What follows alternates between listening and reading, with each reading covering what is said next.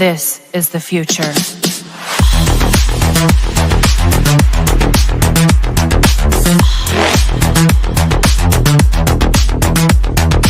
Evolution.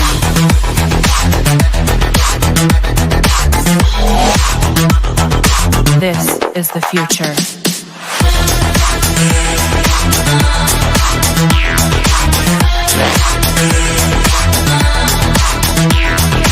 Evolution.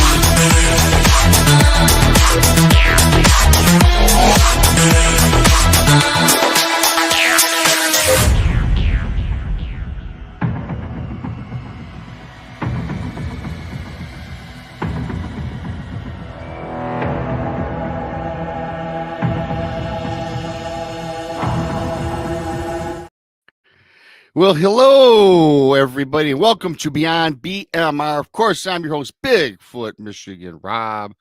And, of course, joining me in Studio B, the lovely Krista from the Blondes and the Booze Paranormal Podcast. We have a great show for you tonight. Mr. Rob G is in Studio C, I must say. A lot of you know Robbie from Space Star Radio and the Social Digg, amongst other platforms you can find him on. We'll get into that a little bit later when the show gets rolling. First of all, if this is your first time here, please subscribe to Bigfoot Michigan Rob on YouTube, the Blondes and the Booze Paranormal Podcast on YouTube, Texas Front Porch, also found on YouTube, Our Paranormal World with Monica Rollins, Donnie Cho Says Stuff, Paranormal Paul, Thanks to One and All, and of course, Truth or Tinfoil. That's right. Go check it out across your YouTube platforms or wherever you use your media, because we're also found on all podcasts. Any podcast you follow, you can find us around pretty much 7 days a week. Of course, the Super Chat's open. A great way to help support what we all do around here. And you, too, can become a BMR pirate. Thanks, mateys. Join the many, join the few, depending on your point of view. You know what you get? Get a picture of good old BMR in the chat room sporting a bandana. Yeah, that's what you get.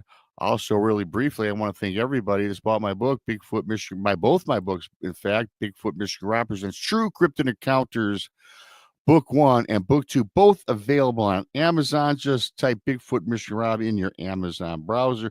Please, everybody, it's all analytics these days. Leave a review, and also on the YouTube side of things, give us a thumbs up. Leave a comment afterwards, because, again, it's all driven on analytics. It helps promote the shows out over the wavelengths. So I do appreciate that. And as I did mention earlier, we do have the conference coming up. And before we get into that, I'm going to bring up the lovely Krista, making sure she's all ready to go back there. Hello, Krista. Hey, how are you?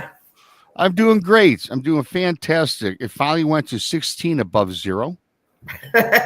Well, you're warmer than we are. Yeah, but then we got another -0, like in the minus windshield with everything, like -13 starting tomorrow morning.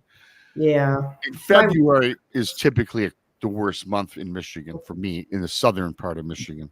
Mm-hmm. Yeah, our weather is awful here. And today I fought a snowstorm for my dedication for my real job. Yeah, your real job. My real job. Well, this is the fun job here. Yeah, this is my fun job. Yeah. I like this job, but I like my daytime job. However, I fought a snowstorm because I messed up. I messed up bad. It wasn't bad. So, like, I process people where I work. They come in and they need help for like utilities, and I'm the administrative assistant to the main lady in charge. However, I also process water. So when someone's getting ready to get their water shut off, I do the paperwork and make sure they got everything turned in. Well, anyway, so we got audited. And so for the last year and a half, they pulled my files. And guess what? Krista didn't sign them.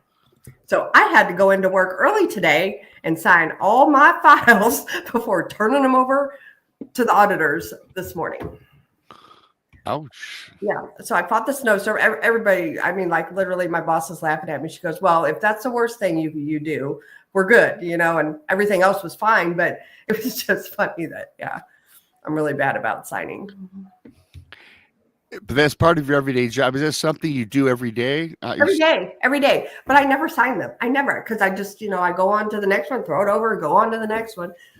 And, because it's cold and, a lot of people don't have a lot of money this time of the year, so they need help. And so I get stacks of these things, so I get them done every day. That way, if they're shut off or something, they can be turned back on the same day, because I wouldn't want to go without water. So, I try to get them all processed. So yeah, I go through them, and my boss, though, she told me, she said, your work is excellent, absolutely excellent, except for your signature. I'm like, oh, sorry. So anyway, that was my morning. I literally fought a snowstorm today. Yeah. And here you are thinking to be all nice and cozy. Then you had to go battle the elements. And yeah, I know. went out I got up really early today, and even though the vehicles I own are relatively newer, I don't have a 24/5. They're like in the early 20s, 2022, 3 or whatever. Yeah. Boy, it was a bear to get. I mean, I was a little scared in the very beginning because you got the boom. Yep. Push a button to start your vehicles, right? It's like yeah. And of course, the snow that I had laying there was frozen solid. I literally could walk on top of it. That's how hard it is. Oh wow. Yeah. It's awful here, and we've got the second round going through here now. So we'll see if I have work tomorrow, because usually they'll cancel.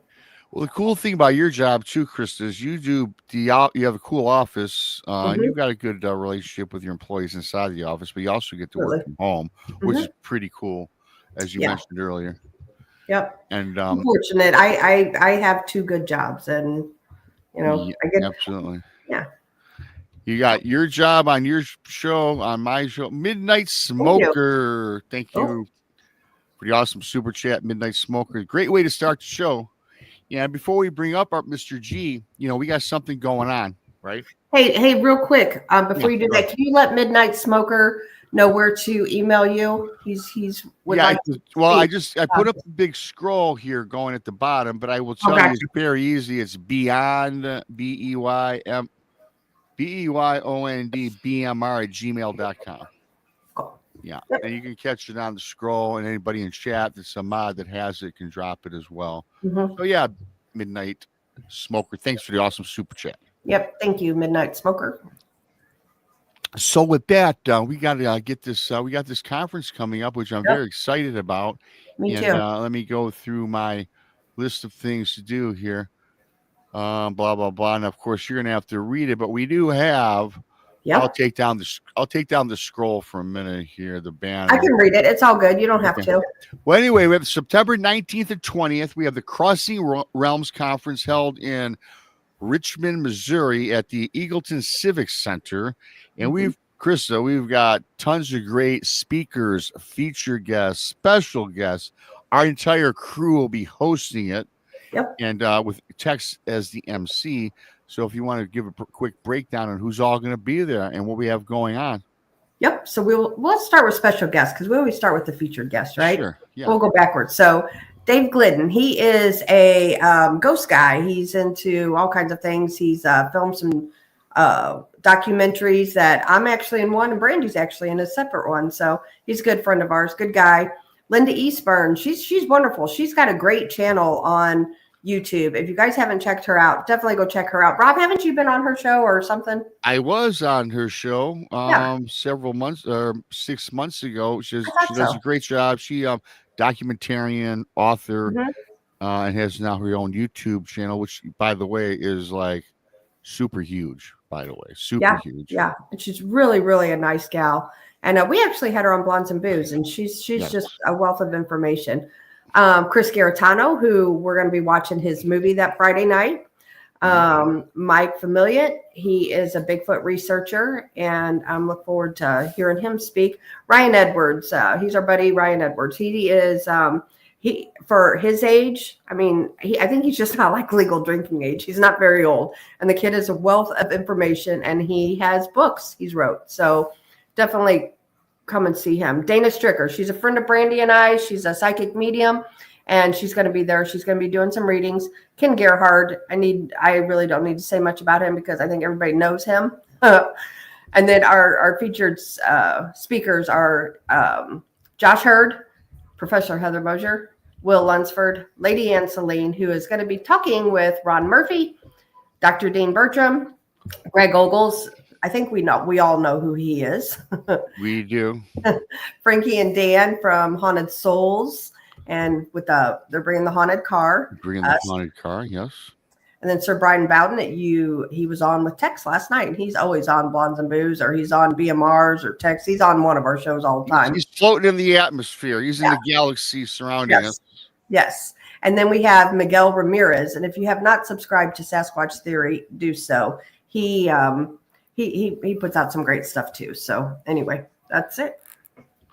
Yes, it'll be a great time, and the ghost hunt is sold out. However, there'll be now, since it's so popular, Krista, it's sold out already. However, for those that want a tour, I think we added a little something extra for those folks that were unable to attend. Correct? We did. So the ghost hunt had sold out, as Rob said. So Kathy, who she's one of those, she wants everybody to be able to see a part of history. So she's like, well, let's do a couple more ghost tours. So she has opened up 2 ghost tours during the day. You have to sign up through Blondes and Booze, and it's an hour long, and you'll get a tour of the museum and then some of the hot spots and some of the things that's happened there. So I think one's at like 10 o'clock in the morning, and I think the other one's at like 2 o'clock in the afternoon. Awesome. Yeah. So this will be a lot of fun. Thanks, Kelly Lewis, a member for 9 months. Kelly Lewis, thank you. Hey, my partner in crime's in chat, Miss Brandy. Hey, there's Miss Brandy Boo. Hello, Brandy. Brandy Boo. Brandy Boo, how are you?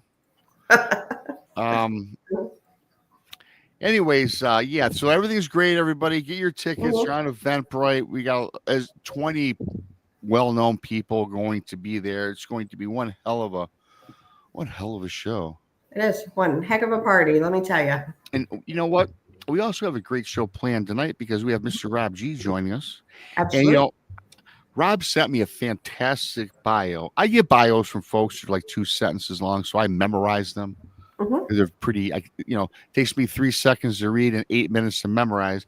But I got to tell you, Mr. G put together something that I couldn't memorize that quickly. And I don't want to miss any details. So, and when somebody takes the time to send me their bio, mm-hmm. I like to just read it as they sent it down into me before we bring up Mr. G. And here we go. Mr. G delivers compelling, in-depth discussions on the unexplained through his work in radio as the host of the Definitive UFO News Show, the Late Night Call-In Show, the Social Dig, and experiences with the phenomena that he explores UFOs, consciousness, and extraordinary events with clarity and insight. On Space Hour Radio's After Hours show, he expands the conversation even further, tackling some of the most intriguing mysteries of our time with a direct, no-nonsense approach. Mr. Rob G breaks down complex topics in a way that keeps listeners informed and listeners engaged as well, whether he's analyzing the latest UFO reports, interviewing experts, or sharing firsthand experiences. He delivers content that challenges conventional narratives while remaining grounded in critical thinking. For those who are seeking a host who brings depth and professionalism, a non-unfiltered approach, Mr. Rob G is a name to know in radio. I like that. And with that being said, bring up Mr. Rob G. Excuse me. Hello. Robert. Hey, how you guys doing today? Good. How are you? I'm doing fantastic. I'm loving your intro there and all the information that you provided. I saw the list of names to the conference, and I know a few of those names, so that's pretty awesome. Oh yeah, I'm sure you're familiar. They've probably crossed your airwaves at one time throughout the time you've been doing radio. Oh yeah, definitely.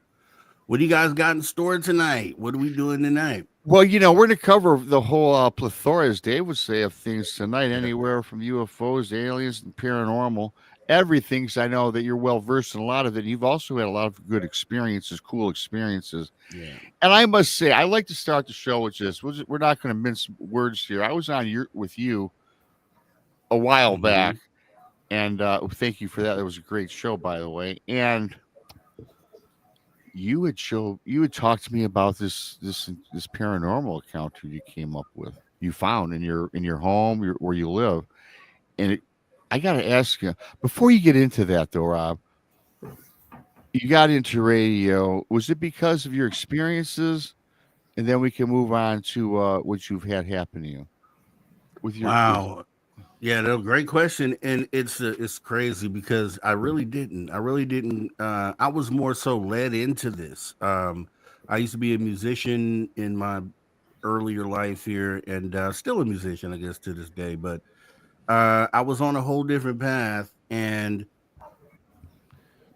Oh, a lot of people. Oop, maybe Yeah, this happens to. you're good. Can you hear me? Yeah, you're fine. Okay. My bad. No, I'm saying maybe this happens to a lot of people in life where you come to a point where you're like, okay, what do I really want to do? Like, let me sit down and think about this. And there was a point where I just said, hey, you know what? I want to do something to help humanity. I didn't know what way that was going to be. So I said, hey, let me be a kindergarten teacher. Let me help mold the minds of the youth as they get into the world. And I was like, well, no, I don't know, because sometimes kids are bad. So let me rethink that. And, at that point, I kind of just sat back and I was like, it's more effort me trying to think about what to do. Let me just allow myself to be led into these positions. And that's essentially what happened. Doors began to open. I found myself here. This door open brought me to here. Next thing you know, I'm co-hosting a show. Next thing you know, I'm hosting a show. So it wasn't anything I really set out to do. I'm literally on this thing where doors keep being opened for me for whatever reason. I think it's interesting you say that because I never planned on doing a podcast, let alone doing a live show on YouTube. And most people know that about me. I thought about maybe doing a radio show in sports because I'm a big sports fanatic. But it's cool that you mentioned doors are open and helping others because that's why I do this today. Had I not had my experiences that I've had throughout my life and not had a platform to, tell them with folks, I never would have done this. And then when I realized that YouTube is a lot more than just watching music videos, I never knew that they even had shows on YouTube. That's how naive I was. I did not know. And then boom, it just kind of opened up doors to help others and help myself at the same time. It's always great therapy to talk about whatever it is we've experienced in life. Agreed. Yeah. Do you guys think you'd be the people you are today without it? I think I would still attempt to find an avenue to reach people, but I don't know what that would be. Sure. And just because you asked that was the thing. Like when you come into YouTube, as Rob said, there's all these things going on YouTube. And if you're thinking about it, you're trying to figure out where can I place myself in this mix of madness, when really you shouldn't take that approach. You should just allow yourself to be kind of guided into that spot. And it landed me in this niche that I'm in right now. And I had all these crazy experiences afterwards. So after I got into this, then the experiences started, which is a crazy thing. Yeah, that is. Yeah, that's kind of interesting. I've had experiences throughout my life, but then the Bigfoot experience that I had really opened more doors and I started seeing things even more so than my past. And it's interesting that you say that once you started in with this is when you started having these experiences. And Krista and I and a lot of our other friends that we do this with, I think they tend to agree. Once you become more open-minded and have that first experience, that door is kind of open to the unknown.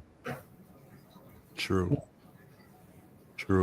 It's funny how this happened. I mean, the experiences started, and I always say this, but I don't necessarily tie these two things together, but they really could be related. I was co-hosting a show, and we were speaking to this guy who claimed to be a reptilian channeler, right? And he claimed that he was the only one that could, channel these reptilians. You kind of had to go through him in order to speak to these reptilians. And I guess during the interview, he kind of felt like maybe I wasn't fully buying into what it was he was saying. So he asked me right there towards the end of the interview, he was like, would you be open to meeting these things? And I said, yeah, sure. Of course I would. I would love to do that. Not, Yes. you meant meeting them? Yeah. Meeting these Oh, reptilians that not he a channeled. reptilian. Got you. Okay. Yeah. And so I said, yeah, I'd totally be open to that.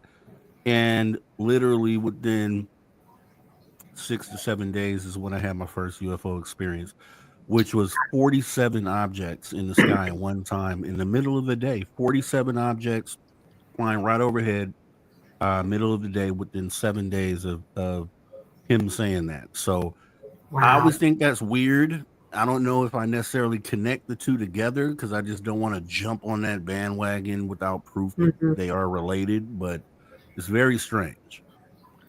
Yeah. 47 was, and you said it was broad daylight. Where was that at? Right here in Bakersfield, California. So it was August 28th, 2022. It was about 12:05 in the afternoon. And it was 108 degrees Fahrenheit that day. And not a single cloud in the sky, nothing. And so I'm in the house in the studio where I'm at now. And my girl comes in here and she says, there's something weird outside. I think you should come and check it out. Right. She wouldn't tell me what it was. I'm like, what is it? She was like, you should just come outside. So I say, okay, I get up, I go outside. She points in the sky to where she's seeing these cluster of objects that were in like a ball. And they were like doing this weird little in and out sort of dance with each other. And I'm like, on the face of it, I'm telling her, those are birds. And she's like, no, they're not, because I've been watching them and you can see the sun shining off of them. They're metallic. And so I sat there for a little longer and I started seeing that. And I'm like, okay, wait a minute. I ran in the house, grabbed my phone, came back outside. By the time I came outside, these things were in a formation now, in like a V sort of formation, flying right overhead. So I captured the video. And I'm also looking at these things with my bare eyes, and I'm sitting there and I'm like, whoa, these are not birds. There are these round, oblong sort of metallic objects. They have these little black, I don't know, I keep calling them pipes, but they weren't. There were some little black objects that were sticking out of them. And they were literally just doing this and meandering and floating across the sky. And then within a minute of the recording, they all disappeared. Clear blue sky. So that was my first experience 6 days after roughly being asked by this reptilian channeler. I was open to meeting these extraterrestrials. Bananas. Wow. That's pretty cool. So whatever happened with that meeting? Did you finally get an opportunity to meet the reptilian? No. And that's why I don't relate the two things together, because maybe that was the meeting he was talking about. Perhaps. But or maybe it was merely coincidental. I don't know. But I had already been a believer of the fact that these things are out there, especially because of the whole Lou Elizondo thing that happened in 2017. So they were saying things are here every day. And so it pretty much brought me on board to say, okay, I can see that. And then now all of a sudden I have my sighting. So that's why I don't know if I necessarily relate that to the whole reptilian thing, but it could be. I don't know. Wow. Outside of personal experiences with yourself, Rob, which we'll delve into a little bit later, being in radio, doing tons of interviews, and just being in this genre. So you've been doing this for a little while now, and we'll stick with aliens for the moment. Do you think they walk amongst us on the planet now? I mean, I think they exist, and I think there's other universes and galaxies in which they live. When it gets to that question about them living amongst us right now on our planet, what's your take on that? It's a tough one, because definitely there's a lot of people that say this. If I would say that I don't know. It depends, because some of these species they talk about being no different from us. Like they literally look like human beings. Think like Palladians, and there's a couple of them out there that look like human beings. So if that's the case, if they have species that looks like us, then yeah, sure, they could walk right among us. We would never know. Um, other times I think about it as some people like to say, okay, maybe they're reptilians and they're wearing sort of a human skin. That's where I don't really get into that part of it, because I don't really it isn't really evidence to kind of show that. I think the more plausible thing would be either the human being, the ones that look like humans, or um, in some cases where these things have been mentioned to cloak themselves. So if they're Mhm. cloaked, obviously they could walk right amongst us and we would never see them. So Sure. I think there's maybe an element of that that's possible, but yeah, I haven't had any evidence. Just a lot of stories, which you kind of have to make sure that you Mhm. handle stories with care, and not really just try to disprove someone's story, but to Sure. kind of see where it could be plausible and where it can fit in and make sense. Yeah, that's kind of our rule that I've always had from the beginning, and all my and Krista's the same way as I. If we have a guest on that's either a person as yourself that has a podcast or radio show, or if there's somebody that, hey, Rob, I want to tell you about my encounter, and they come on my show, I always give them the benefit of the doubt. Now, Mhm. you can believe them or not, and maybe they want the 15 minutes of fame, but to go through all of this just to be on a show, I tend to side towards believing them, no matter how odd the story. And the only Mhm. reason I say that, for those that heard my experiences, they're odd, but you know what? They're mine. You can't take them from me, and I will go to the grave telling you the same things, right? So Mhm. I won't ridicule or judge people, Right. because years ago I walked alone, and that's why it's kind of one of the reasons why I do this today. You know what I mean? Right, right. Yeah. And the thing is, like, Rob had his, crazy Bigfoot encounter, and I've had other encounters myself, and things that if you would tell normal people, they think you're weird. So I would never want to do that to someone else. Yeah, yeah, For- yeah. Mhm. Here's how I start the conversation off with people. I tell people we're sitting on a rock that's floating in space, that holds everything that you've ever known about life in history on this rock, that is floating in space. It is circling a ball of fire in the middle of space, in an infinite space, a space that apparently doesn't end at all. And like, if you could wrap your mind around that, and that's something that Yep. we know is happening, then there's a lot of other things that are very possible. So it's like, you should be more open to uh, things that are possible than things that are not possible, based on what it is that we even know about what we're sitting in and what we're doing Sure. right here, right now. So, Sure. Yeah. Pretty crazy stuff, man. I'm telling you. This world yeah, that we live in. The world's a exactly. crazy thing we live in. We don't have it figured out. We don't have any of this phenomena figured out. None of us are experts in any field. I don't care what you've experienced or what you've researched. We just don't have the answers, I find. We Mhm. don't have, well, always the people that do this, just like you talk about, let's say that you're in the field, Rob, and you get that capture of a Bigfoot, and it's beautiful. And Hmm. it's not a blob squatch, and you can see clearly. And if you were to post that on Facebook, you'd be called a liar, because there's no such thing. It's AI. Now we have the battle with AI. Right. So that's why so many people are scared to even come forward. They might have that Patterson Gimlin film, but in today's society, you're going to get called out more often than not, and that's kind of a shame, especially if you've got something. I agree with that. But my thing is, in what I try to encourage people to do, is still always submit your data, regardless of what anyone is going to say about that data. Allow it, if you know it's true and authentic, then you should Mhm. not be offended or affected by someone's approach to it.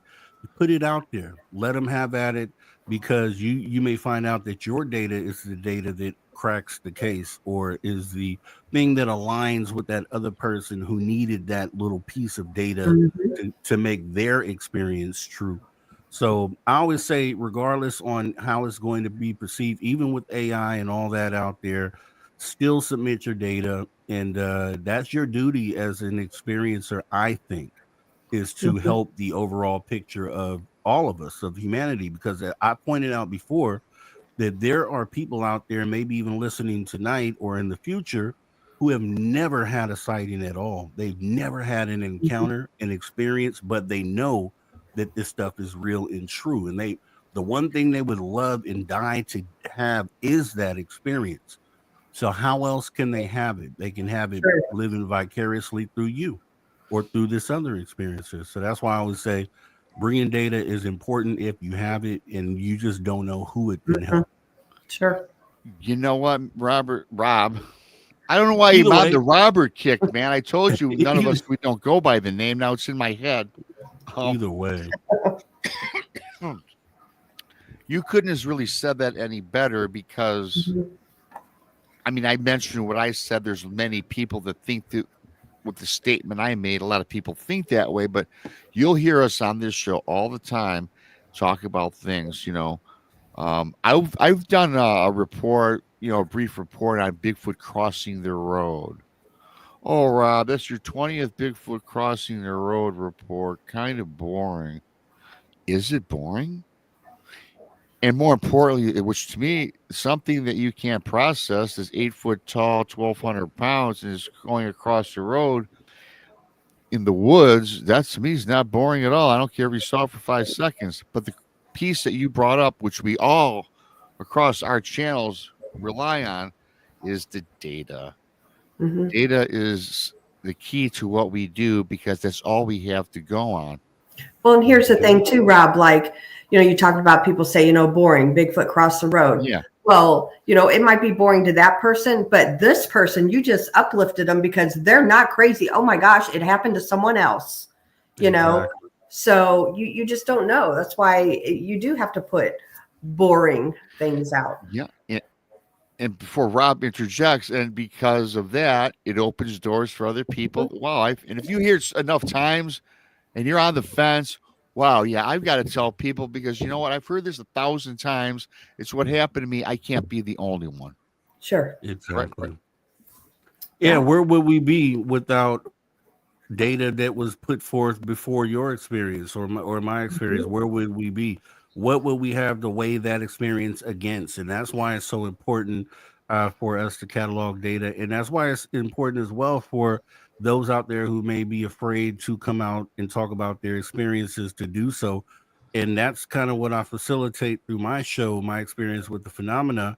I've had people come up on there and on the late night calling show who have never even, they come up on stage. I give a phone number for them to call, or I just bring them on stage and they come in, they talk about their experiences. A lot of times these people have said to me, I've never said this to anyone. I've never talked about this experience. And it's like, it creates an atmosphere where more people who have never done this come out and get to talk about it. They're able to get it off their chest first of all, but then it also adds to the data, And so when you see something that happens in the future, you're able to. I'm a person that says history is a good representative of what we are experiencing now and in the future.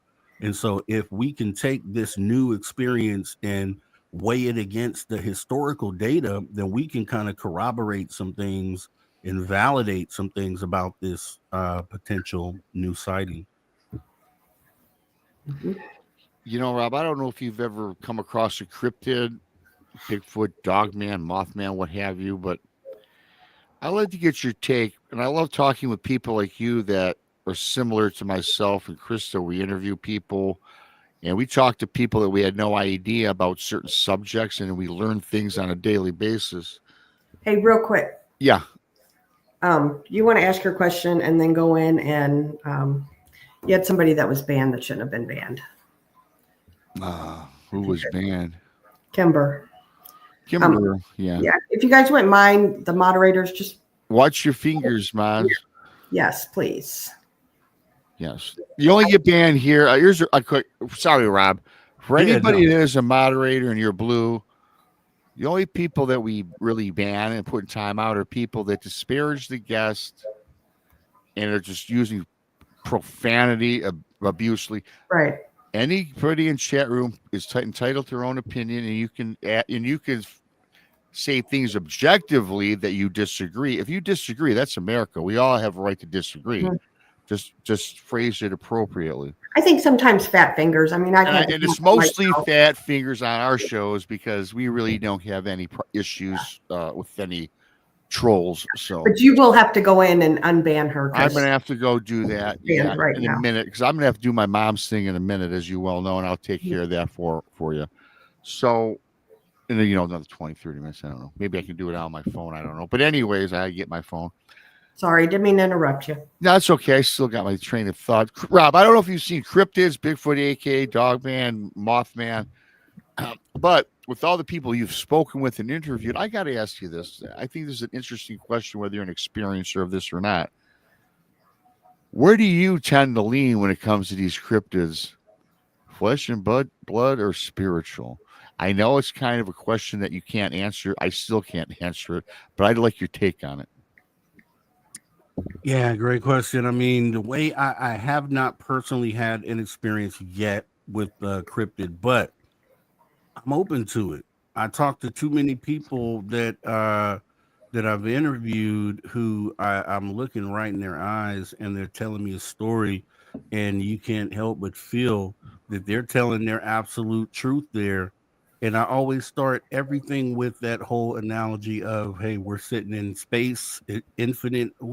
If you start with that, then anything after that is possible. So getting into, more of what I think about where this creature might reside, I used to, in the beginning, think maybe it was a physical thing here within our reality, but I just feel more and more like it's either momentarily we're peering into their reality, which is when these sightings occur, or occasionally they are bleeding into our reality, which is when we physically encounter them here within our reality. But I don't think that they exist here in our reality like full time. I think either they're bleeding in or we are seeing momentarily over into their dimension, which I feel like is probably parallel to ours, which would explain why you never find a body, which would explain why, Right. regardless how deep in the forest you go, you never, get to run into one of these things or anything that's solid proof. But I do believe people are seeing these things, and it's just about the nature of where they go afterwards. And I think that might explain what happens there. You mentioned something and that kind of struck home to me. So I have a friend who has a God's helmet, and she brought it to the Ray County Museum. We were doing a ghost investigation, and our friend Greg Ogles put it on, and he was talking about seeing an alien creature.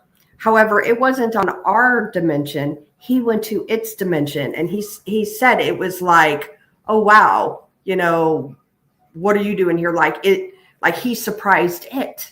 So I just find that fascinating, No, very. And here's, I said something similar myself. I was like, the movie They Live, right? So you put on the glasses and now you see all these things. Right. So I have a feeling that, if we were able to put on these glasses that allowed us to see into that other dimension, we'd see a billion different things running around, and we would, we would understand that they are also right there, but they're just right across that veil. And I feel like too, even like ghost and the paranormal and things like that too, they're just, like you said, they're just right there, but maybe in a different one than the aliens, or you know what I'm saying? It's just, they're right there.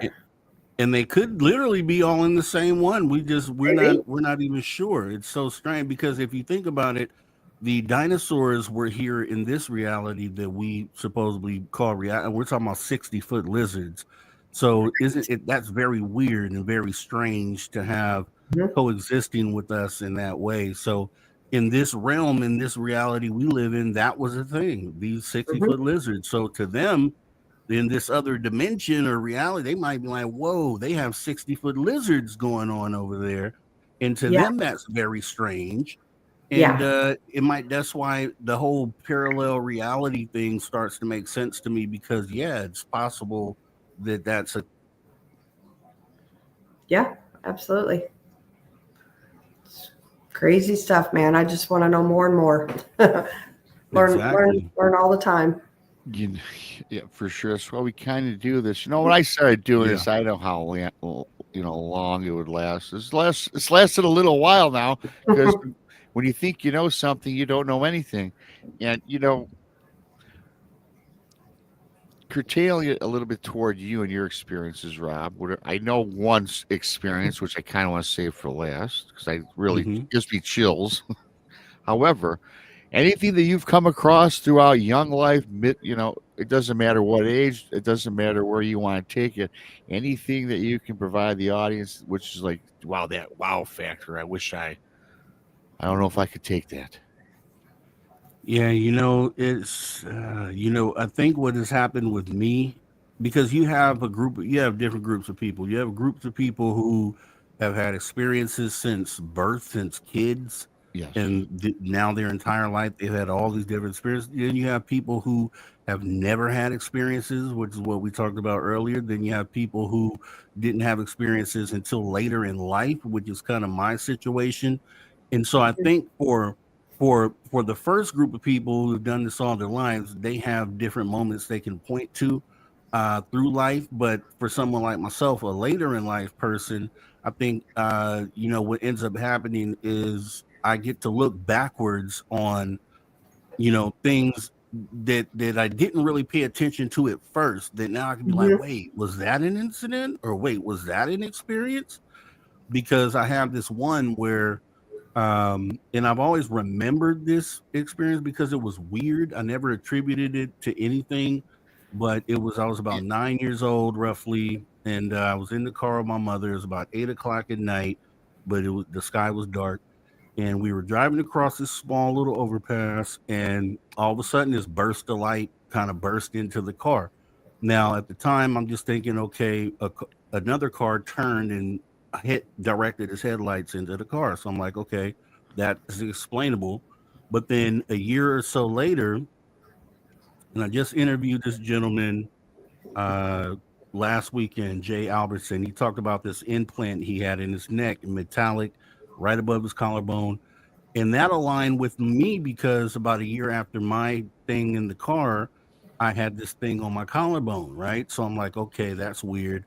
But then I have this scar on my wrist, which also I've been noticing since maybe 20 years old, and I can never figure out where it came from. So when I'm starting to put all those different things together, now that I've had experiences, now I'm looking back like, whoa, could those have been related to something? And the only thing I can do at this point, I think, is go through like a regression to maybe figure out if there was anything more to that. Yeah, for sure. Yeah. Some Dr. Jekyll's just said implants possibly? Yeah, that's, I didn't really think of it like that. I just thought it was weird because it was on my collarbone and it would not move. It would just sit there. I was a lot thinner back then, so you could see it kind of poking through. And I just was irritated by it, more vanity, if anything. But when I think about it now, after having all these other things happen, then I'm like, okay. And then the story of the guy I interviewed, it was literally almost the same thing. Like, wow, could there have been something to that, more to that? Could I be one of those people that they talk about that have been selected by these extraterrestrials, to show themselves? Or I'm going down that path right now in my life, and I think the regression therapy is what will kind of maybe give some answers to that. And maybe that's why you've seen 47 UFOs in the sky as well. 47, which is bananas. That is broad daylight, 12 o'clock. Broad daylight. Yeah. And for anyone, you guys can go to my channel. I have the video posted there. You could watch it live, the exact incident that I'm talking about. Wow. I'm definitely going to look at that one. And I am too. And you know, I've heard certain people. I've never spoken with anybody that suggested this to me, but I've seen others. I'll just on Dave's show actually that had suggested that certain people do what they do in this world, whether particularly in media, like what we all do. They believe that certain groups of alien species, whatever it is, I couldn't tell you, that you have an experience, and it might be an experience that you don't even know you had it. Mm-hmm. You need the regression to get there. But a lot of us, they claim this man I was watching the interview. This is several months ago, maybe even last year, Rob. That he said that certain media people are put on this planet, and their job is to communicate and talk about these subjects to bring it to the forefront. I don't know that I buy that, but part of me says he's probably accurate. Mm-hmm. Rob, I got to tell you, that's part of the whole being led into this spot that I'm talking about, because the sightings didn't happen until till I had a voice on a show. And I've often thought about if these things have been happening, because not only was it that, but as you said, we'll talk about in a few here, I've had so many different of the phenomena happen, starting with the UFO sighting, and then all these other parts of the phenomena that I have evidence of and receipts of, that kind of were almost like the phenomena just showing me, hey, all these other things exist too, and giving me that ammunition to be able to stand on a stage on as we do and talk to an audience and show them receipts to kind of help bring them in and verify for them the ones I talked about earlier that may have never had a sighting or needed this little evidence to connect the dots for them. And I felt that way, like, because I have this voice, that am I being shown all these things in order to facilitate this to this audience? I thought about that a lot, Rob. Really. Mm-hmm. I often think about it too because you're kind of like me because when I first started doing this, I just talked about my Bigfoot encounter. This is why I started, and Krista can attest to this. Tax, Brandy. Then I realized when I look back in my life growing up as a 5-year old all the way through my current age, I've always had experiences with the paranormal and Mm-hmm. odd, and I just didn't put my finger on it, or I kind of brushed it off like not a big deal, Yep. just something, you know, Shoot. deja Sorry. vu or a dream. But when in reality, I've had more than one encounter in my life. I've had probably 20 with Mm-hmm. different phenomena, Rob. And it's kind of interesting that we kind of parallel that same journey. Yeah. I think it's an awakening process for everyone on Earth, and I think, and I've said this before too. I interviewed Mary Rodwell, and I asked her because she does these regressions, and I asked her. I said, if we had the entire world, because right now it would appear on the face of it that this field of the UFO community, the phenomena community, that it's a small group of people within compared to the overall humanity, right? But I asked Mm-hmm. her, I said, if we had the ability to sit down and everyone agreed to do a regression and we slowly regressed everybody on this planet, will we find out that more people than not have had an experience? And she agreed. She was like, yeah, we probably find out that most of us have had an experience, and some of us just don't remember them or recall them, because I feel like these abductions, when they happen, I think that some of us wake up during the process, but you're not supposed to. I feel like you're not supposed to. And most of us don't wake up during the process. And it's comparable to the way we go out into these Saharas and tranquilize these animals. We're in and out before they wake up. That's the goal. Sometimes they do wake up before we're gone, though. And so, is that relatable to the type of abduction experiences that we tell as human beings? The Mm-hmm. ones that have woken up before the time are the ones that can say, hey, I encountered this thing and it had me aboard this ship when most of us had already been put back in bed before we realized what was going on. And I think maybe that could explain a lot of it, because why just a certain group of people abducted more than not, just taking a logical thought process. Mm-hmm. Well, and also too, you got to think, like for these alien abductions and things like that. I've dealt with like foster kids who have been through a lot of trauma, and a lot of things they don't remember. So trauma will suppress in your memory, and it might take something like a regression therapist to bring it out. So I feel like that could be a lot of it as well. I mean, it was traumatic. Your body, your brain hides it. Rob, would you be scared to have that regression therapy or hypnosis? But you asked that, Rob. Has it crossed the mind yet, Rob? Yes, I'm very on edge about it, which is why I haven't done it yet. Because I've had offers. Deb Shakti is an open offer. I can do it anytime when I'm ready. I can do it. And same with the few other offers that I have. They're on the table. I just haven't done it because, for one, time, because I'm always doing the show, but for two, it's like, do I really want to know? Because if it confirms for me that not only was I interacted with that one time, but actually I'm being interacted with all the time, then does that change my quality of life as far as me staying on alert or not wanting this to happen all the time? And so it affects who I am on a daily basis. That's the dilemma that I run into right now. Absolutely. I apologize too for my phone ringing. School just got canceled. It was school calling. They called twice. Well, you had to get that one. Now the girlies are all excited. Yeah.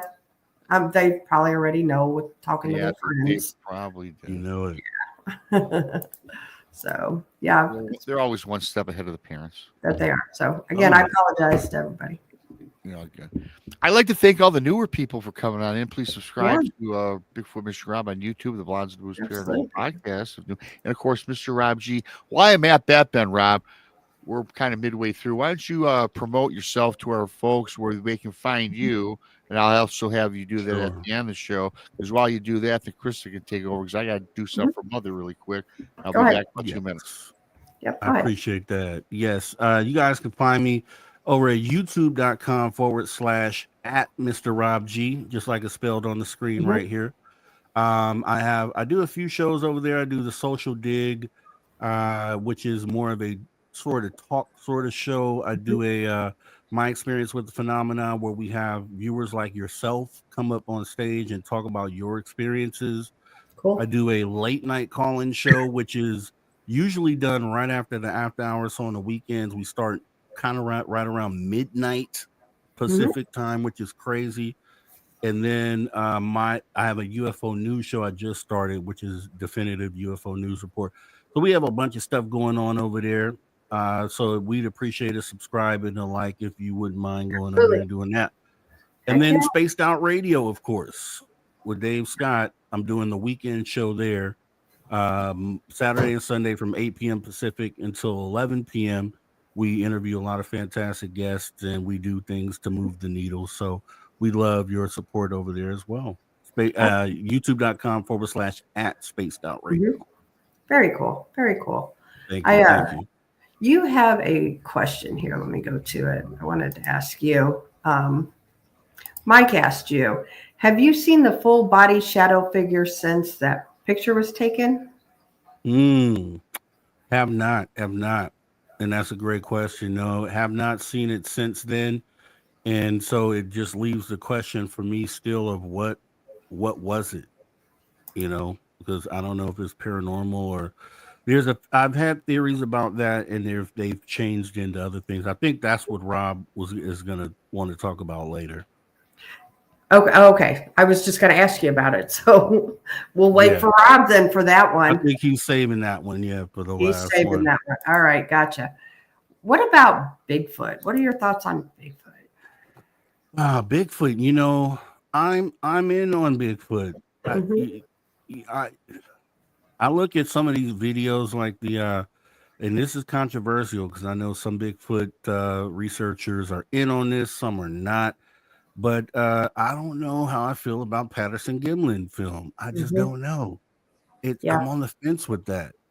I've heard a You couple know, ways. I've heard both ways. I've heard it's fake as all get out, and then I've heard, others that believe that it's legit. So I'm with you on that. and even truthfully, I don't know if you saw the one that was taken from that train recently. It was like, Yes. yeah. Now for me, now I'm standing outside the fact that it was taken from a train, which is weird, but just the video itself for me looked more authentic than the Patterson Gimlin, Yeah. but maybe that's just I don't know how to look at these things or I don't know, but Right. just off feeling, Patterson Gimlin for me feels a little too staged, Gotcha. and but the newer one for me for whatever reason just feels more authentic. I don't know. Yeah. No, I hear you. But I definitely think it's out there because I've talked to way too many people who when they tell the story, you can feel that they're being totally genuine on what it is that they're describing. And so Sure. that makes me, whenever I get that, it makes my hair stand up. And it's like, Mhm. that's one reason why you won't find me out there in the woods by myself at Yeah. all. I hear you. I second that. You won't find me in the woods by myself, except for the little creek that runs through my town, which is allegedly, well, not allegedly, there's ghosts. It's called Dead Man's Curve, about 2 miles from me, where I saw ghosts when I was a teenager.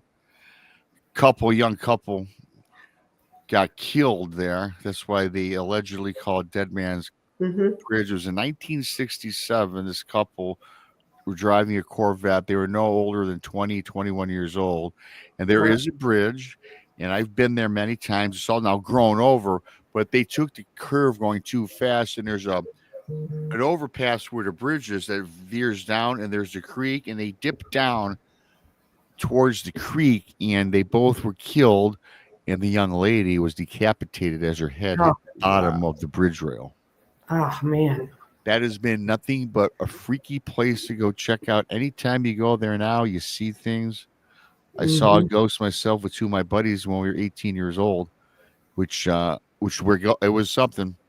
I mean, I'm going to say it was a ghost. It was a Yeah. headless woman, Rob. Yeah, Mm-mm. it was. Yeah, Wow. and I again, like tell we you, were talking earlier, I never thought anything of telling people. I experienced that. In fact, the next day we met up at our fort. Yeah, Hmm. 18-year-old dude still had a fort, right? And I had the idea. I brought pads of paper and some crayons. I said, "You guys, let's sketch what we saw." And I'll be damned if we all saw our renditions came out pretty identical. Hmm. Give or take the wow. skills Wow. of the artist. Yeah. Interesting. Yeah, I think that's a good tool, obviously, to have different people, Hmm. write it down what you saw, and that's enough evidence for me. Is just like with the aerial school kids, they drew the same thing, so that's Hmm. 50% of the work right there as far as belief goes on the incident. So that's a good tool, definitely. Yeah. Yep.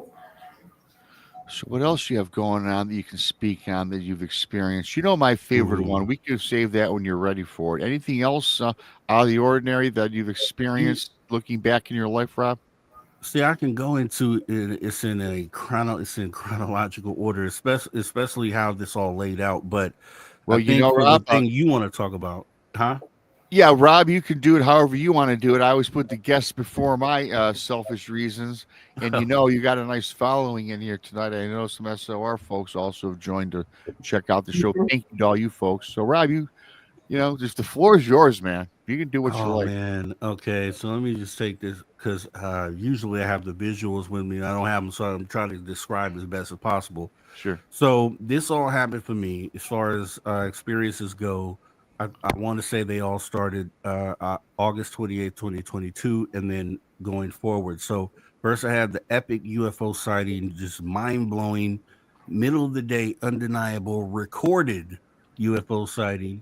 Then we move on from that, and I want to say maybe 8 months later, potentially is when we got a picture of a shadow person inside of the house.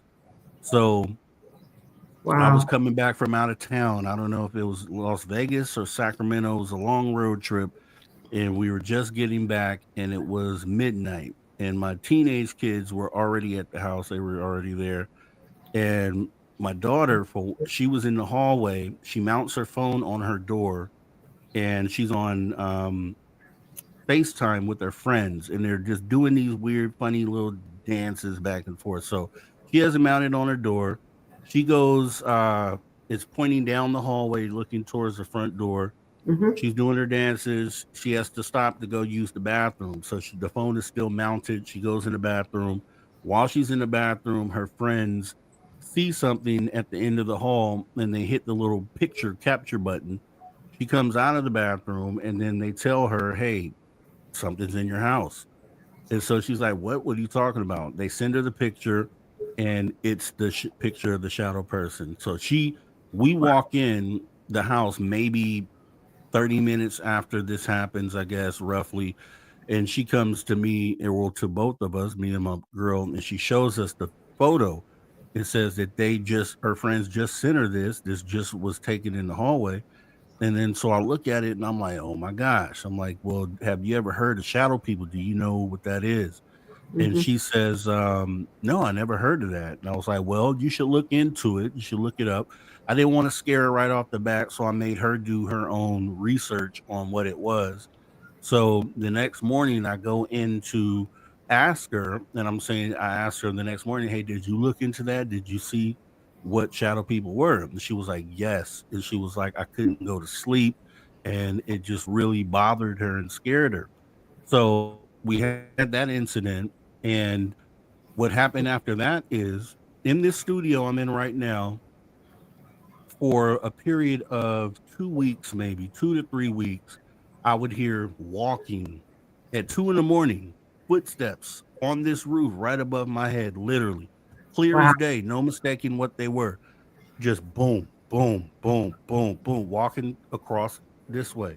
So during that 3 week period, I would take moments, because if you leave out of here, you can go check. There's a crawl space above the house, and one of the entrances is right outside this door.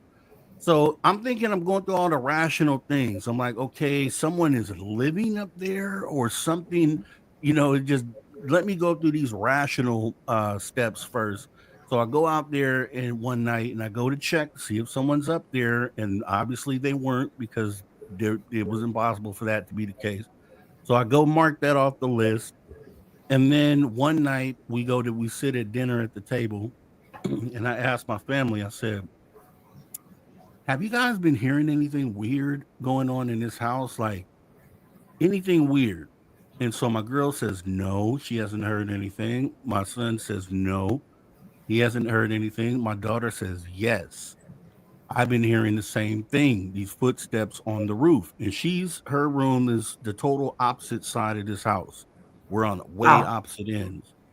So she validates that she had been hearing these things. I'm telling her I've been hearing these things too. Hmm. We've confirmed that. This is after the shadow person sighting. So now we know there's something weird going on. I'm telling everybody, okay, we got these two things happening. There's something strange happening in this house. So we move on. We move on. Time goes on. And let me see, what was the next incident? The next incident was a fan. Was it the phantom knocking? There was phantom knocking. So in the middle of the day, we have ring cameras all inside and outside the house. My girl, she has a workstation set up by the front door, and we have ring camera right by the back door. So as this happens, the ring cameras get triggered, the dogs start barking, and you hear this knock like this. Oh, Clear wow. as that. Clear as that. And I have it on video, on film. I've shown it on the show before. And you see her get up from her desk. She's already at the front door, so she knows there's no one at the front door. So you see her walking towards the back door. And so she checks, there's obviously no one in the backyard. And she calls me and asks me am I making noise? And I'm telling her no. I didn't even hear anything. And so I come in there and I'm talking to her, and she was like, "Yeah, it was knocking." And she played it back on the video for me, and I'm like, "Whoa, okay." There was no one else there at the house, so that incident happens.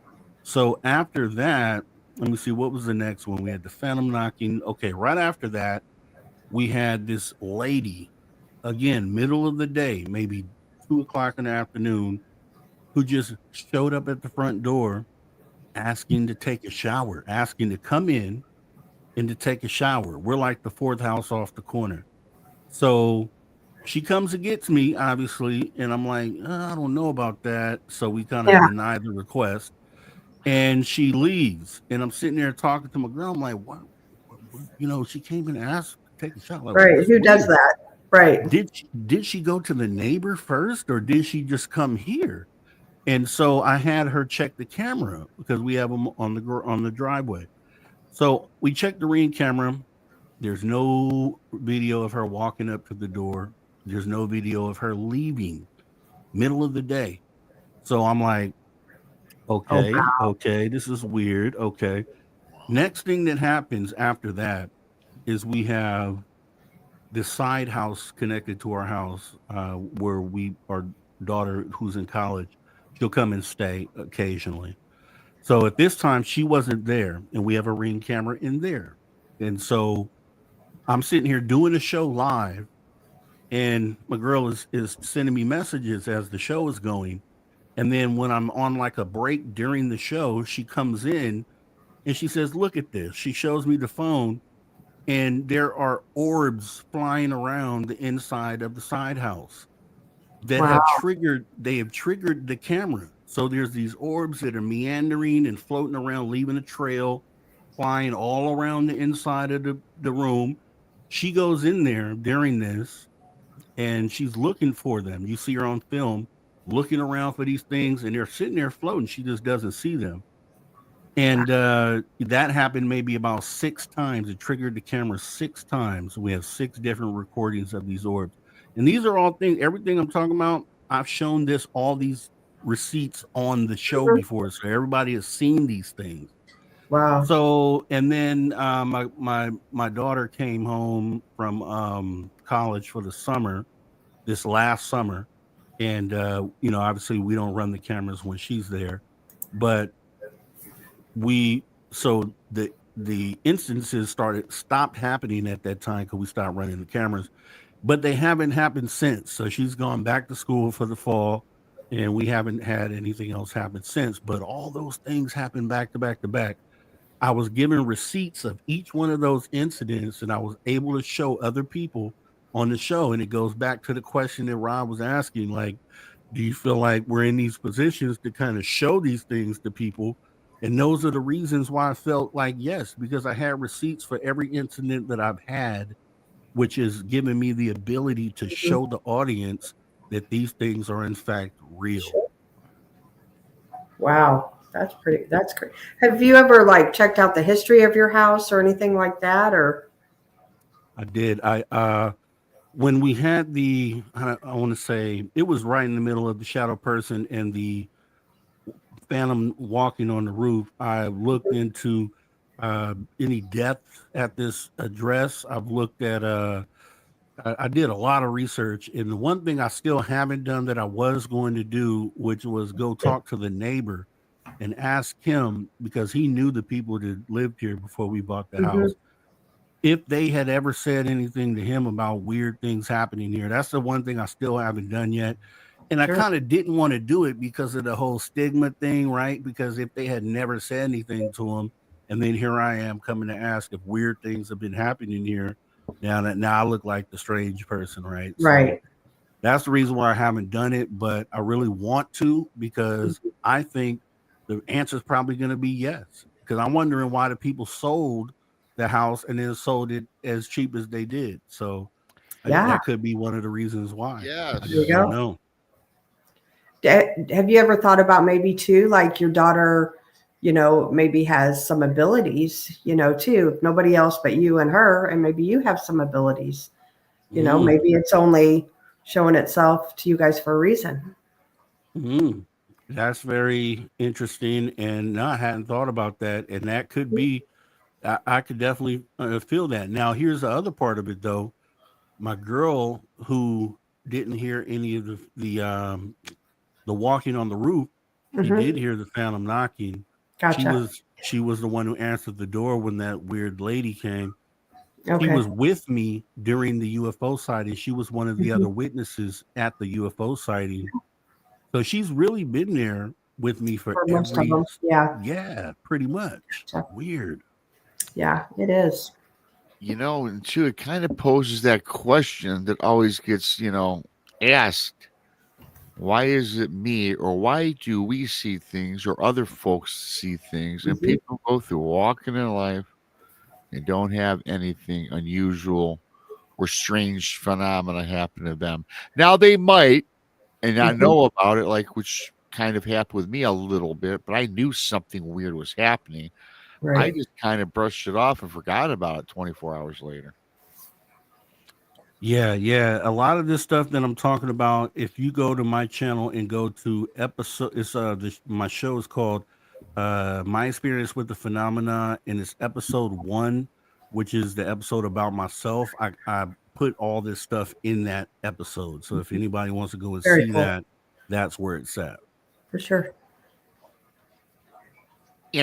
Several months ago, whenever I was on with you, when we were backstage, Rob showed me that video, and that's why I did want you to bring that up, because that was I seen it Yes. firsthand, and it's ooh, creeped me. I'm sorry I didn't get a chance to get with you and show it on this show, but again, go to Rob's channel Gives and everybody incentive to go over and subscribe and watch that's on right. this channel. Yep. Yeah, yeah, it's really creepy. And that's my thing. And that's why I'm so strong on receipts. I'm like, if you Yeah, have them, bring them forward because, I was a lot of people like, okay, first UFO sighting, I knew to have my camera with me. And some people just don't know that. So that's kind of one of the things I like to, try to put out there is, hey, just be ready to film anything. Like you never know. Just be ready to film. Who is it? Long Beach or not Long Beach, Long Island Bigfoot, Mike. I Yeah. know. Okay, Mike. Yeah, he's one guy that I interviewed, and he had a really great way to say this. He was like, he just goes out into the forest and he uses muscle memory to attempt to capture things. Like, okay, if it's a bird, just practice pulling your phone out and recording, Mhm. regardless what it is, so that in that moment where you find that anomalous thing, you're ready. You're ready to capture it. Sure. And that was one good thing. I was like, yeah, that's definitely great advice right there. Mhm. That's funny. I like that. Pull out your phone and just snap a picture of anything. Anything you find interesting, just pull out your phone and just take the picture, and it builds up that muscle memory. I never really Yes. thought about that. Mhm. I was telling Krista, this is last spring. I was walking down by that creek by my house, and it also goes through the subdivision, and it goes through an area where I was walking up to this local gas station hangout of mine. Well, not hangout, but I always go there and talk with people. And I had to go over to bypass on the creek. And Rob, lo and behold, I seen this. Don't know what it was. I'm not suggesting it was anything weird or paranormal, but there was this big bird, and the width of the creek, it was like 12 feet at this part of the creek, and there was this bird just beautifully gliding right along the top of the creek, and he had his feet down like he was looking to grab some of the carp that were in there. But I swear, Rob, it looked like something like a pterodactyl out of prehistoric times. It was, and I Hmm. just seen it from the behind. But the thing that impressed me so much was the wingspan. Almost literally, Rob, was encompassed the width of this creek, and then Hmm. it just glided beautifully. And then I had my phone on me. Why didn't I? And I had plenty of time, Rob, to take a photo or even get a video, because I watched it for, you know, 40 seconds at least, plenty of time. And I was kicking myself why I didn't pull out my phone. It's because we just don't. Unless we get Yeah. that text message, oh, yeah, we're on the phone, you answer. Mhm. But when it comes to these other things, we simply don't for whatever the reason. Right. It's true. Yeah, you're in amazement of the moment. You're in shock. And Yeah. that's why you have to break that. That's what that muscle memory thing does, is it kind of breaks that. You just automatically, without thinking, pull your camera out. You set your camera button for the quick camera button, where you press one button and you're in the camera. Yeah. So you set your phone up like that, and then you just get used to taking pictures of whatever. So the moment you catch that thing, whatever it is, you at least get something that you could bring forward. Mm-hmm. And that's the most helpful thing. The AI thing is going to be there, but I think there, I haven't been fooled by a lot of AI. I look at AI and it looks really good, but there are a lot of mistakes that AI makes. And it just, seven fingers, or just Mm-hmm. things that don't allow it to, I think, fully pass the sniff test. So I think we're going to be okay as far as that goes. Plus, they have they're building systems, if they don't already have, that are able to detect AI in certain situations. So I think we'll be okay with that. Just keep bringing your data forward. Don't be deterred by that at all. I agree with that. Krista, you were going to say something. Sorry. No, I was agreeing with him. Yeah, I agree with that. Sure. And you know what? You've kind of changed my viewpoint a little bit, because I've been harping on this for a while. And it's probably because I was just subjected to hearing other people kind of bitch and moan about AI. If you put it in that perspective, you just can't worry about it, can you? You just go with the flow, like we've been doing the past 20, 30 Yeah. years.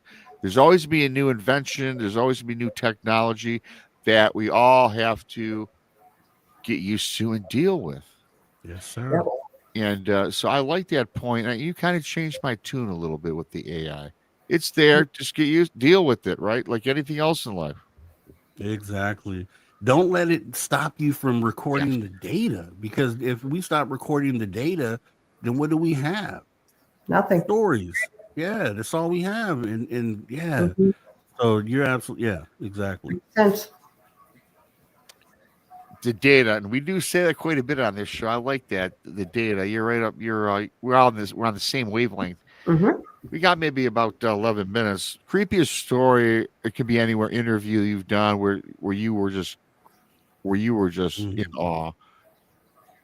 I know You you don't know, have just 11 minutes, but I know you can paraphrase, do what you need to do. But creepiest thing, yeah, creepiest. I don't. Yeah. something that flipped, kind of was like, damn, made you go, whoa.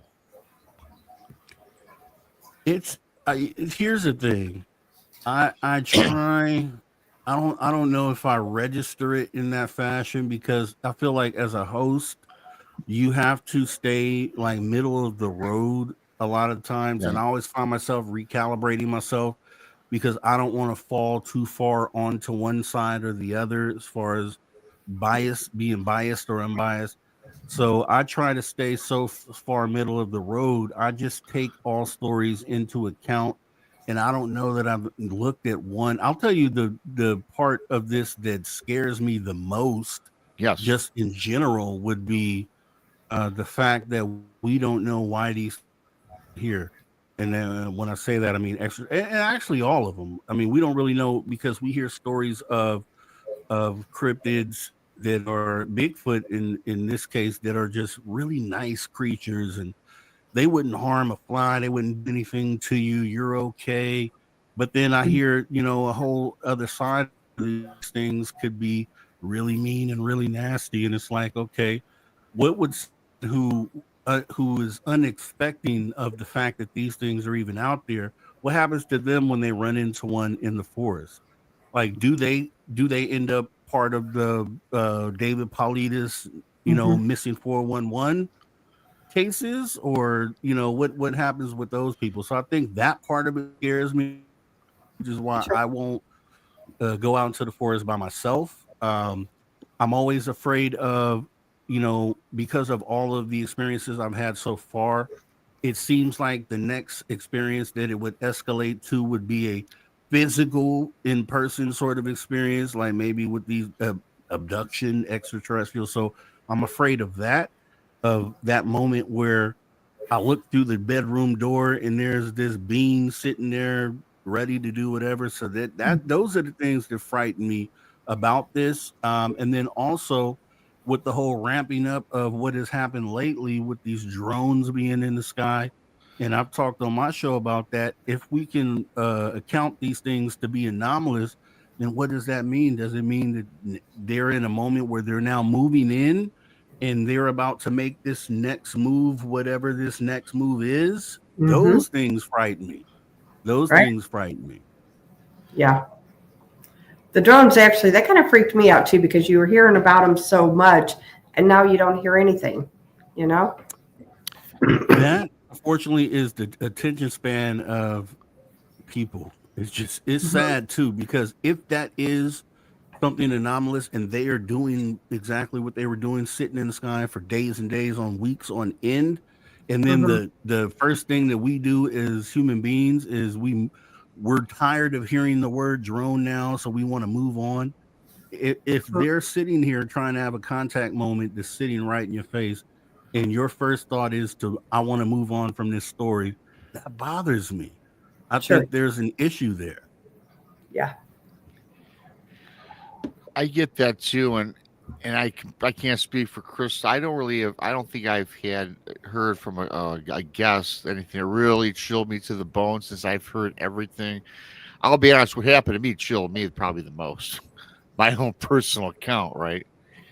I like throwing that out there every once in a while because I was listening to that question I asked of you, because every once in a while I'll try to listen to some Art Bell late night when I'm ready to go to bed. I like listening to him a lot. And he went on the air. Well, of course, obviously an old recording, and he went on to say, which I remember. I'm going to remember this now, though. It's about deception. He had a high priestess woman from a satanic um, priest, or she's a high priestess in the satanic world. He came on his show, and he was saying she was so elegant the way she presented herself. She was very enchanting. Said all the right things, and Art got. There were several comments brought up to Art as how come he seemed like he wasn't himself, because his line of questioning was unlike any questioning he had ever performed or did with a guest. It was just something different about him.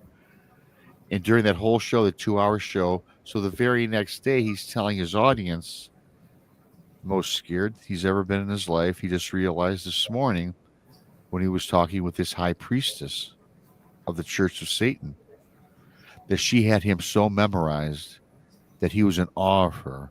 And he realized that she was the real deal, because he felt that he was cast under a spell and didn't even ask the questions he wanted to pull out of her, because he felt that she was manipulating his mind. That to me scared the devil out of me, for lack of a better word. Yeah, that's pretty scary. I can agree with that. And let's go a step further, because I had a guest I talked to, Reed Summers, and he looks into like what is the intent of these things? Why are they here? And he uses a logical thought process to say there's not any evidence that shows that what they're here for is love and light, and kind of points to maybe some of this stuff is malevolent. And one of the things that he brought up that lines up with what you just said is we have a lot of experiences out there who speak on behalf of these extraterrestrials. They'll sit here and say, hey, I was told this message. I downloaded this information from this extraterrestrial, and it's usually always about some sort of loving situation. And the thing that was brought up was, how do you know you're not being deceived? How do you know if you are literally speaking with these things, or if they're channeling information to you? How do you know that you are not being deceived in the message that you are spreading amongst humanity on behalf of this entity that could be simply lying to you or putting you in a position to dissuade the public? And that was deep. I thought about that, and that sounds like what you were talking about, Rob. And yes, there has to be an element of that going around. It always bugs me when people feel like it's all about love and light. Where's the evidence of it? Show me. there's definitely a level of deception. There's yin and yang, so there's going to be maybe some positive messages in there, but there's obviously going to be other messages as well, and I think people should at least be open to that. I think they should. And Art did a great point in that show. He says, and I apologize to my listening audience. He says, he goes, friends out there, I was duped. I was not myself. And that's what scared him the most the next morning after he realized the show. Really briefly, I do want to thank Midnight Smoker, Kelly Lewis, and Richard for your awesome super chats and support of the show. Love you. Your donations are always appreciated by me and Krista. Never expected, of course. Rob G, thanks for coming on. Where can we find you once again across the media platforms? Yes, sir. You can find me on all social media platforms at Mr. Rob G, just like it shows here on the screen. And you can, hopefully come over and check us out over on youtube.com/Mr. Rob G. We have a lot of really deep conversations that sometimes are tough to have, but the tough ones, we have to have those tough conversations. So I love to see you guys over there for that. And then as well on Spaced Out Radio, where we do a lot of great fun stuff. I have great interviews at youtube.com/@Spaced Out Radio. And other than that, I'm just around. You'll see me around. We will see you around, and I enjoyed this having you on the show. Thanks for taking time out of your day. Thank you for having me. Thanks everybody in chat. If you're new here, please subscribe to Krista, Mr. Rob G, myself, Bigfoot Mr. Rob, Bonds Boost Paranormal Podcast, Mr. Rob G. Check him out at Mr. Rob G. Everybody, if you haven't done it yet, hit the like button on your way out. Rob, thank you so much. And it was a great show. I always, again, appreciate you and what you do. I think you do a fantastic job. I'm a fan of yours, and I'm sure you got a few more here tonight. With that being said, for Krista and for BMR and for Mr. G, until next time. See y'all. Yeah.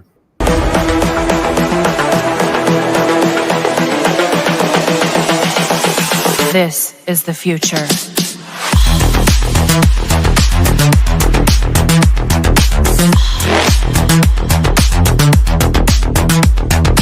Evolution.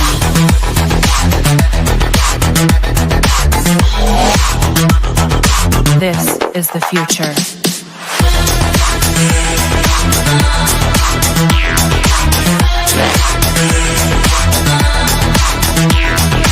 Evolution.